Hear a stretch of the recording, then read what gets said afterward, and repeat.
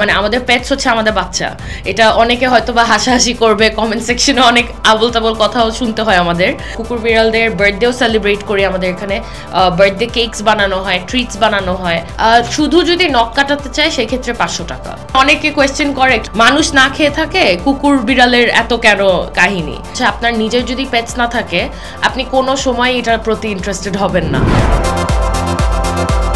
রূপসজ্জার জন্য বিউটি পার্লারের দিকে ছুটে মানুষ, কিন্তু এবার বিউটি পার্লারের মানুষ নয়, যাবে কুকুর বিড়াল। শুনে নিশ্চয়ই অবাক হচ্ছেন, তবে এটি সত্যি নিজেদের সুন্দর করে সাজাবে কুকুর বিড়ালরা।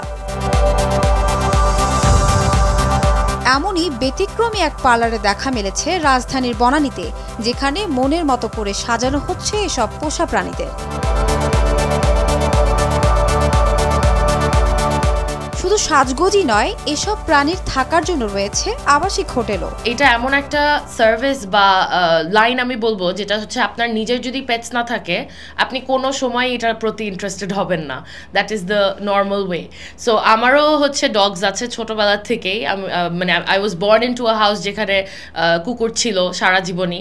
সো এরকম আর কি আমাদের দুজনেরই ওই হিস্ট্রিটার থেকে বা ওই প্যাশনটার থেকেই এই সার্ভিসটা স্টার্ট করা। বিনোদনের জন্য বিভিন্ন ধরনের খেলার সম্ভার রয়েছে পার্লারে। স্পা, হেয়ার কাটিং থেকে রূপসজ্জা সবকিছুই করার সুযোগ রয়েছে প্রাণীগুলোর জন্য। শুধু তাই নয়, সেখানে কুকুর বিড়ালের জন্মদিন পালনেরও সুযোগ রয়েছে পার্লারে। মানে আমাদের পেটস হচ্ছে আমাদের বাচ্চা।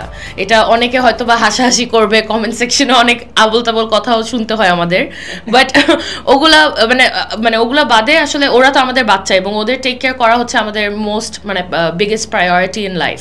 তো ওইটাই আমি রিসার্চ করে দেখলাম যে না, আসলে দেয়ার আর গ্রুমিং সালনস যেগুলো প্রপারলি শুধু গ্রুমিংই করবে ওরা। শখের বশে কুকুর পালনের ইচ্ছা থেকে 2 জন নারী উদ্যোক্তা এই বিউটি পার্লারটি তৈরি করেন, যার নাম দেন প্যাম্পার্ড পোজ বাংলাদেশ। পোষা প্রাণীদের প্রতি ভালো লাগা ও তাদের মানসিক অবসাদ দূর করতেই এই উদ্যোগ বলে জানান প্রতিষ্ঠানটির head of grooming. Basic grooming বলতে আমরা কি বুঝি? আমরা হচ্ছে এখানে ওয়াশ অ্যান্ড ড্রাই, মানে গোসল করানো হয়, ড্রাই করানো হয়। তারপরে হচ্ছে আপনার ইয়ার ক্লিনিং, নেল ক্লিপিং, তারপর টয়লেট এরিয়ার ক্লিনিং হয়, দেন প প্যাড মানে ওদের পায়ের নিচে যে লোমটুকু থাকে ওটা শেভ করে দেওয়া হয়। সো এই সব কিছু মিলে হয় বেসিক গ্রুমিং। অনেকেই ইট পাথরের এই নগরীতে অফিসে কিংবা কাজে গিয়ে দুশ্চিন্তায় থাকেন কেবল পোষ্য প্রাণীটির কথা ভেবে। প্রাণপ্রিয় পোষ্যের নিরাপত্তা নিয়েও অনেকে থাকেন শঙ্কিত। তাদের জন্য আদর্শ হতে পারে প্যাম্পার্ড পোজ। সঞ্জনা তাবাসসুম, ভোরের কাগজ।